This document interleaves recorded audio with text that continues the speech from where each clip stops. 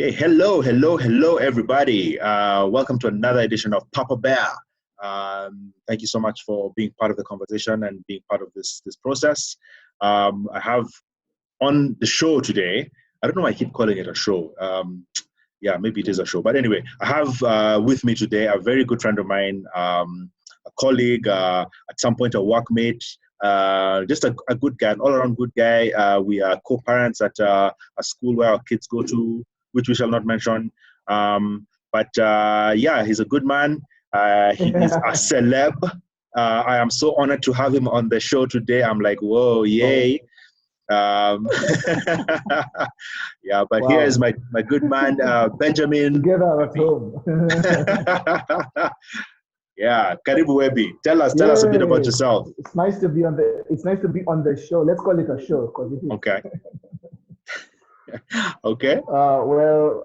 First and foremost, Webi is a family man, husband to one, father to two, and then of course, all after that is I am a founder of So Far Inspiration, which is basically an outfit that I put together to inspire people to live intentionally and purposefully through music and conversation. I am a lover of all things music, all things road trips, all things adventure and fun, and swimming and movies. That's me in one sentence. Yeah. That's a lot, man. That's a lot of stuff you got going on. That's awesome. How do you do it, man? It's so much stuff, right? Yes. Well, first of all, I think that the thing that helps me to do it really is God's grace, because no one is able to consistently handle all of those things, all of those moving parts without needing some help, without needing some grace, without needing some boost. Because I mean, as human beings, we are limited. And you can't have all those core grills running concurrently. At some point, something is going to fall apart. But I'm able to do it because of grace, but also because my partner, my wife, is very supportive, and we do this as a team. And so we make up. We run a tight ship, I think. and so far so good. We're managing by God's grace, of course. We're managing. Okay. Yeah. That's good. That's good to know, man. It's good to know. This show is all about fatherhood. It's all about what we as fathers can do. I don't know. Maybe there are people out there who don't realize that you, in your position with all the balls you have in the air, are also balancing, fatherhood. I don't know if people see you as a father. They just see you as this awesome musician who gets this music out there. Do you get people asking you questions like those? Like who is your family? Tell us about your family. Do people see you as a dad in terms of your fans and your followers? Yeah. I would probably go out on a limb and say maybe not, because I think the side of me that people see the most is, the artist, the creative, the one who interacts with people in spaces where there's music, where it's concerts. And I must admit, I think I haven't brought out the fatherhood or the. Let me make a joke of it and say my domesticated side, my domestic side of it hasn't come to the fore as much. I don't always talk about, especially my fatherhood journey, and I guess maybe that's kind of just how it is. There's no reason really why I haven't done it. I think what tends to feature more prominently is my mother's journey. I talk about our relationship every now and then. I talk about our experiences. And so to answer your question, I not very many people ask me, about my fatherhood story. Again, because most of the people that I interact with on a daily basis, I think, on the online spaces. And on the online spaces, I don't show my kids, I don't show pictures of my kids. It's just my personal conviction and policy to keep them off until they're at an age and at a time when they can be able to understand the moving parts around the social media space, the digital platforms, and how they can create that. I think my wife and I just have an agreement that we'll keep them off that until they're ready for it. So whenever I talk about my fatherhood experience or different experiences with my kids, it's not so much. It's one off here there. They're very sparse. Those experiences are very sparsely placed. But whenever I do talk about it, it's sometimes a comic relief, or just something that I learned, or maybe something that I'm reminded, and many times things that I'm reminded even about my own faith, because I think I'm learning a lot about my relationship with God now that I'm a father. And I probably should mention that I'm a father of two. I have two daughters. And it's a very interesting experience to be a dad, a girl dad, a girl dad. Yeah, And so people don't always ask me about it, because it doesn't come to the surface as much at that side of my life. I think the creative aspect has been limited for the longest time. But as the kids grow up, I guess also things change, and as opportunities present themselves, maybe that'll come to the fore. So maybe that'll happen more in the coming days. Yeah. Whenever I have conversations like this with my friends, there's always that dynamic of as a man, as a human being, life tends to put fathers in a certain box. So it's either you're this distant deadbeat and unable to handle sort of guy, or you're the other extreme where you're this almost like a single dad. You're doing everything, and there's nobody else but you in the kids' lives and all that stuff. There's a lot of ground in between those two extremes. A lot of us are sort of in between there, trying to make the best of what's around us, just trying to deal with challenges that we have as human beings, as men. So it's interesting. I'm curious though. What would you say is like your biggest struggle as a father? What do you find is something that's difficult for you to handle as you've gone through this journey so far? Well, initially it was, I had to overcome myself. I was my biggest struggle, and let me explain. You see, if I may just give a very quick, very short background. I grew up in a single parent home. My mom was the baba and mama. And so the thing that was kind of like a foundation for me growing up was, I always used to tell myself, I remember instances telling myself as a younger man that I will not turn out like my dad, because on that front I think he failed. I don't see why he wasn't there in my life. Of course, I didn't understand that time, and so out of resentment, I kind of purposed in my mind that I wouldn't be that when I become a father, when I become a husband. So now, exit that foundation, enter family life. And of course, approaching this from a very theoretical point, it sounds very easy. It sounds like, plug and play. Yeah, I'm definitely not going to be the man that I saw my dad being, and I'm just going to be better. But you see, there was no context of what is better. What does a better father look like? What does a more rounded relationship with my kids look like? And so I first of all had to overcome myself in as far as my presuppositions and my resentment. I actually had to deal with the resentment that I had towards him. I had to meet with him at this point, and deal with all of the demons of the past. I put that in a short, simple way. But also just to allow God to show me that, if he has trusted me with the responsibility of raising children, then he's definitely going to give me the grace, and he's going to show me how to do it, even through the community of people that he surrounds me with. See, I didn't understand that before. I thought this was all sheer will and power and push and pull, and it was all resting on me to always do the right thing. So, and that made it a struggle, because it kind of overshoots the fact that as a human being, no one is able to really do that. So I think, you being a father, you would agree that without God's help and strength every day, you've never been this way before. Every new day is a new experience. There's no way you can navigate this thing from a place of, I don't know what comes next. You know what I mean? Yeah. So I kind of had to overcome myself initially. This is now let's say this is the foundational aspect of it, the foundational part of everything. But I think the other thing that I would say is my biggest struggle, but it's a developing story. Like, I'm making progress every single day because I'm being intentional about it. Is just making sure that I am present. I'm actually present and engaged. My kids are very active. They're very outgoing. They are very comfortable in spaces with people. Very much like myself. They're very much like me. And it's easy to think that they're okay because maybe I spent an entire day holed up in a rehearsal room or playing concerts and I didn't see them much. But I'm constantly aware of the fact that the less the time I spend with them, the more I'm missing out on their growing up experience. And one day I'm going to be seeing these people in my house and they're almost like strangers. So to some degree, it's a fear that I'd miss out on that.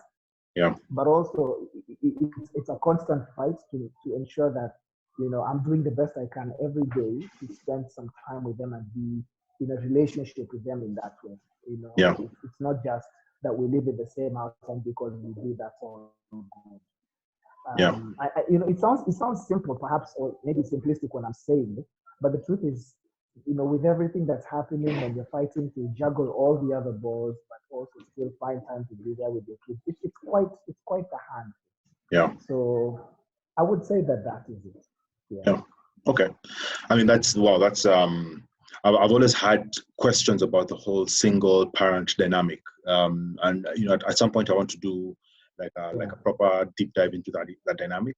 Just the idea of what is it like when someone is raised by a single mom, especially, and how does that affect their fatherhood? And maybe it's theoretical because you don't know. I mean, there's no frame of reference to say this one's better than the other. Everybody's experience is unique.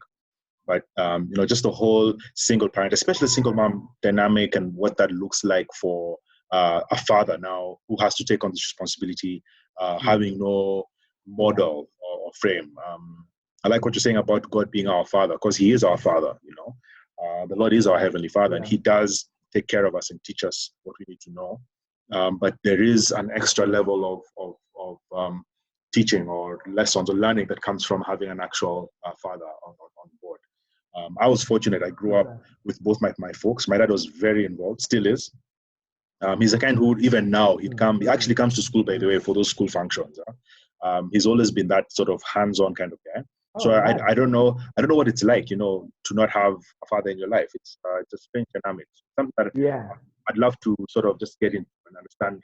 How does that affect us as men, as fathers? What does that make us do, or does it make us better? Does it make us work harder because we know what we're missing? Does it make us work less because you're like, what else is there anyway? So it's something that I'd really like to discuss in depth at some point. I imagine we're not talking necessarily about your wife per se, but I don't know if her experience of fatherhood has had some bearing on how your family runs and your position as the head of that home. Would you say there's been any influence on that front? Oh yeah, I think so. And if I may just borrow from the last thing you said, I think coming from a single parent situation, it kind of, you're asking a very important question about, does it make us better? Does it make us work harder? I think it gives us context. It gives us context in as far as what either scenario looks like. You see? So you see the aspect, you kind of have experience the aspect of not having a present father. Then now you're a father yourself. And I think the good thing that can come out of a situation like that is understanding what the effects are of absentee. And so it kind of acts as a check, I think, a governance. Maybe, you're constantly about if you came from. And so it also pushes you to check yourself and figure out what the triggers would be or what the tendencies are, because we are who we came from. You know what I mean? Yeah. Yes. We could tell ourselves that we're not going to be like our fathers, like I used to tell myself. But you quickly realize that the tendency or the propensity or the inclination to become exactly like that is very, very high. You carry them. So I think it gives context to help you understand what either scenario looks like. So it's a good picture to have. And then as far as my current situation, say now, for example, with my wife, her fatherhood story is different, a little different. Because she had the privilege of growing up with both her parents as well. And she, for the most part of her life, has been able to have an interaction or a relationship with her dad. The only difference is that towards her more year, the relationship has become a little bit complicated. And so there isn't much of a tight relationship. That's as much as I can say about that.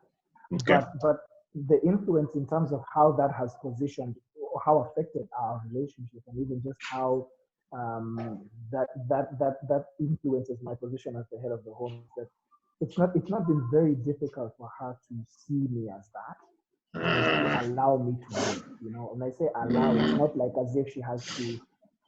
I don't know how best to describe it, but allow to lead is like to allow me to play the role I'm supposed to play, but then also allow for both of us to figure out how to complement each other, because sometimes the roles do change. Yeah. Like Yeah. for example, I'm in creative world, she's in the corporate world. Sometimes I'll make some money and we'll be able to take care of some things, and sometimes the money isn't there and she would step in and take care of the things. In essence, we look at it as it's ours, whichever way, however it comes, whichever way it pans out, it's both of us. But me to take the lead when it comes to having discussions about the direction of our finances, what investments can we make, what are our priorities, but not in a authoritarian kind of way, more like in a teamwork kind of way. So I'm given the opportunity, or can I say I have the opportunity, collaborative, I love that word. I have the opportunity to collaborate, but also to take the lead and also to grow in that role. Because one thing that she does is she gives me a lot of grace. She understands that I've never been this way before. I also understand she's never been this way before as a mom. And because we're able to see each other that way, it allows us to be more realistic about our experience. And about not even just our experience, our expectations of each other. Yeah. So that is something that I can say I'm also really grateful. Okay. Okay. Wow, that's good. That's awesome, man. These conversations can go on for hours. We don't have too much time. We don't want to have too long of a video, but and I'm happy to do like a series at some point. We can get into that whole creative world and what that looks like. It's it's kind of unconventional in the sense of the consistency of work and of income, etc., and how that plays into a your fatherhood experience. I'd love to have a conversation around that at some point. But just maybe in closing, maybe speaking to someone out there who maybe comes from a single mother family, what would you say to them based on your experience, having come out of that foundation and now into sort of like your own 2 feet? What would you say to somebody who say is a single comes from a single mom family, or a single mom right now who's raising boys and is worried that my sons will have problems because they don't have a father in their lives? What would you say to them? Right. Well, first of all, even about the series, the idea of having to dive into that, I'm happy to, if you will have me, I'm happy to have that conversation. I actually realize I've never had an opportunity where we can actually have a conversation with someone and perhaps just unpack it and share that with other people who might be having the same experience, and hopefully maybe allow that to be helpful to them. So, at whatever point you're putting that together and you're looking for some contribution, I'm happy to be that, to make that contribution. That being said, I think one of the most important things that I've also come to discover is you have to forgive your dad, as an individual coming from a broken home, or people describe it as a broken home, but really it's just a home where the marriage was, the marriage didn't quite work out. So the result of that is that your father wasn't in your life. And in our African setting, we tend to have more single mothers with the children than you'll ever hear of single dads. Single dads are there, but they're far and few between. And so that's also a very interesting conversation to have, and I think it would be nice to kind of touch on that a little. But as far as my experience goes, as I've gone into my adulthood journey and my experience of being a husband and a father, one of the things that has been very important for me has been to resolve the past, and to resolve it by way of forgiving and letting go of everything that was a wound, a landmine, everything that was painful, the painful, traumatic experiences of my growing up. Because unless someone is able to release that and to remove themselves from a place of that kind of resentment and just stuckness, it would be impossible for them to parent or to even just live effectively. The challenge with carrying that kind of bitterness and that kind of weight is it stops you from being, or getting into the full potential of who you can be as a man, as a father, as a husband, and even just as a member of society. There's a certain distrust and aversion you don't even realize very poisonous. But that being said, it's also important to understand that everybody's journey is very specific, is very different, and that God always has a purpose for everything. He never wastes pain, he never wastes experiences, he never wastes reality.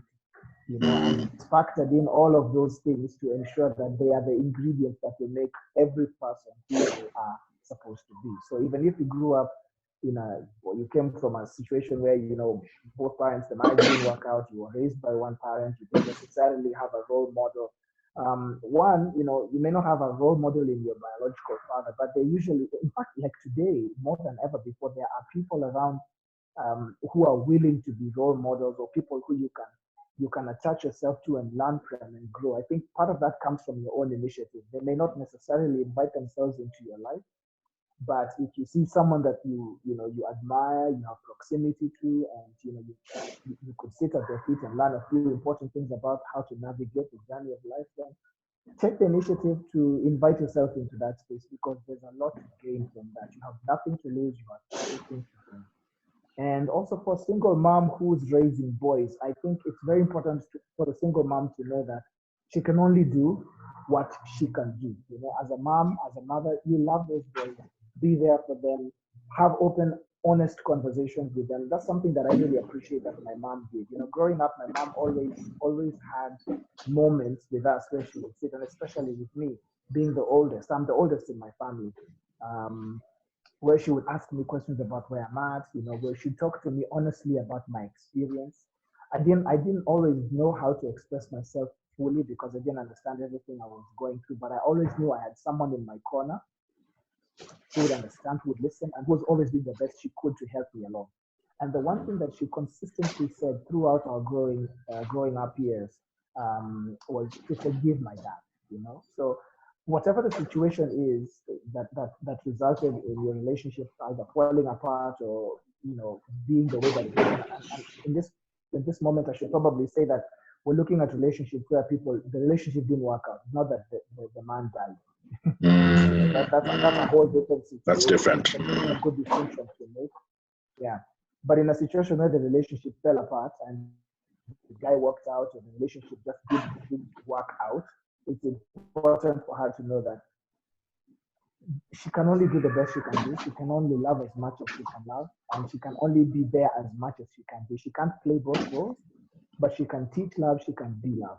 When the boys grow up, they'll figure out their own way because they'll have a good foundation. They'll understand that they're not trying to fight, they're not trying to rectify what happened, they're just simply trying to grow from there and build from there. Really, the role of a mother in that situation is really just to set that foundation. Yeah. Okay. Yeah. Wow. Thanks, man. I appreciate that. I mean, I like what you said, that God doesn't waste anything. He doesn't waste pain. He doesn't waste bad experience or anything of the sort. I like what you're saying about forgiveness as well, because that can be a difficult thing to deal with. I know for a fact that there are single mothers who try to play both roles, and it's not as effective. There are those who are really doing their best, and it's really not any fault of their own. There's some who play the kids against the father, who use the kids to fight against the dad. So that whole dynamic of forgiveness and letting go and just processing it and allowing the kids to grow up and have their own lives, minus all the drama as much as it can be kept away. That's awesome, man. Thanks a lot for your time, man. I appreciate all your thoughts and your perspective on this issue. I'm definitely taking up on that thing where we're definitely doing a series on fatherhood in the creative space. We're going to talk about that, taking up on that. But yeah, I mean, I just want to say thanks for your time. I don't know if you have anything last thing to say before we wrap this up. Well, first of all, just to say thank you for having me on. We come from being friends, so this is a great conversation to have. Thank you for allowing me to also just share my experience with whoever's going to watch this, and I hope that it helps them. And I look forward to being able to continue the conversation whichever way that it will play out. And maybe the last thing is just to say, at the end of the day, we have this one life. It's our rehearsal before we get to heaven. Let's live it as wisely and as kindly as we can. Let's live in the moment. Let's be intentional. Let's love who we have. Let's appreciate the good that we have in our lives. Let's learn from our mistakes and the difficult experiences that every time or rather that we experience every now and then. And I think Yeah. the most we can do is the best that we can do, and everything that we live out our lives doing should bring God the glory. So I Yeah. think that's Yeah. really the most important thing ever. Yeah. Awesome. Thanks. Guys, again, as usual, if you have any feedback on this video, please feel free to comment at the bottom of this video. Feel free to like it, share it out there, subscribe to the channel. Let's get this conversation going. If you want to reach out to Webi, I think Webi, you actually should plug your stuff. I mean, you have so much going on. Where can people reach you if they want to get to you? I do. I run Soulfire Inspiration, which is basically an outfit that, I create content every single week. I write content which I release every single Monday, and I do videos on my YouTube channel. My YouTube channel is at Webi Music, the Webi Music. If you type that, you're going to find that on YouTube. To connect with me on social media, on Twitter, I'm at Webi_, and Webi is spelled WEBI. On Facebook and Instagram, it's at Webi Music.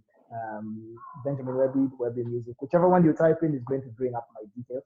And on there's going to be a lot of information about how you can sign up to receive inspirational content from me every single week, and also just see all the links that are available as far as my music is concerned. I've got a lot of music that is out there to inspire, to encourage, to build up, to entertain. And I think it would be very easy for us to be able to stay in touch when we're on this platform. So follow me, and hopefully I can get a follow back as well. Yeah, absolutely. So you heard it from the maestro himself, Webi, Benjamin Webi. Google him everywhere. You'll find him at Webi Music. That's WEBI Music.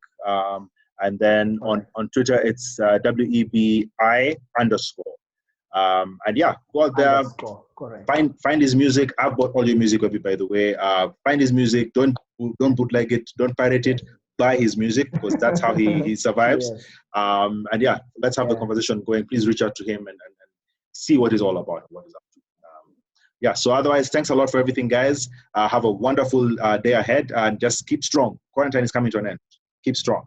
Yep. Yes. Thanks.